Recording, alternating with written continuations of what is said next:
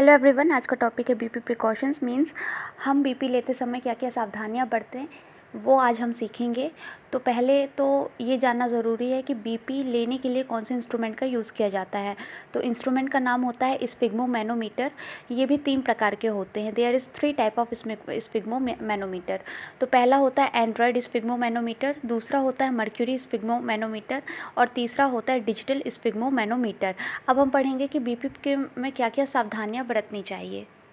तो सबसे पहले कोई भी पेशेंट आता है तो हम पहले उसको रेस्ट देते हैं, 5 मिनट वेट करते हैं, उसके बाद ही हम बीपी लेते हैं। और अगर कोई भी पेशेंट है स्मोकिंग कर आ रहा है तो हम उसे 30 मिनट तक वेट करने को कहेंगे, बिकॉज स्मोकिंग करने के बाद अगर हम बीपी लेते हैं तुरंत बाद तो उस टाइम पर जो बीपी होगा वो लो होगा। और अगर कोई भी व्यक्ति भाग दौड़ कर आ रहा है उसके बाद हम उस पेशेंट का बीपी लेते हैं तो हमेशा हाई आता है। ठीक है। उसके बाद आता है सिस्टोलिक बीपी। सिस्टोलिक बीपी वो होता है जिसमें कॉन्ट्रैक्शन होता है और डायस्टोलिक बीपी वो होता है जिसमें रिलैक्सेशन होता है। नॉर्मल बीपी रेट होती है 120/80 mF/Hg, जिसमें 120 सिस्टोलिक बीपी होता है और 80 डायस्टोलिक बीपी होता है। फर्स्ट है point first, sound is Korotkoff sound which donate systolic BP.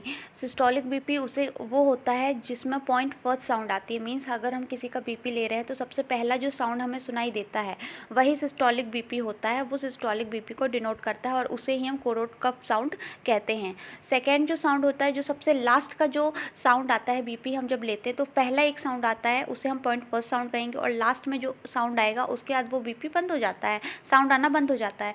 तो जो लास्ट साउंड होता है उसको हम साइलेंस साउंड कहते हैं। उसके बाद कोई भी साउंड नहीं आती, वो हमारा डायस्टोलिक बीपी डिनोट करता है। नेक्स्ट है mistake to taken BP which denotes your BP is high और लो। मीन्स हम कैसे पता करेंगे कि हमारा जो बीपी आ रहा है वो हाई क्यों है और लो क्यों आ रहा है। उसमें क्या क्या गलतियां होती है कि हाई आता है और कभी कभी लो आने लगता है। तो हाई बीपी की गलतियां होती हैं कि arm below the heart level. जो हमारी आर्म होती है, जब भी हम बीपी लेते हैं तो हमारी आर्म हार्ट लेवल के नीचे होती है। स्लो डिफ्लेशन की वजह से नैरो कफ, कोई भी कफ जो है हमारा अगर वो बहुत सकरा है तब भी हाई बीपी देखने को मिलेगा। लूज़ कफ, अगर हमारा कफ लूज़ है तो भी हमें हाई बीपी देखने को मिलेगा। लेग क्रॉस ओवर, अगर हमने पैर के ऊपर पैर रख के बैठे हैं कोई भी पेशेंट और उसके बाद हम उसका बीपी लेते हैं तो हाई ही आएगा।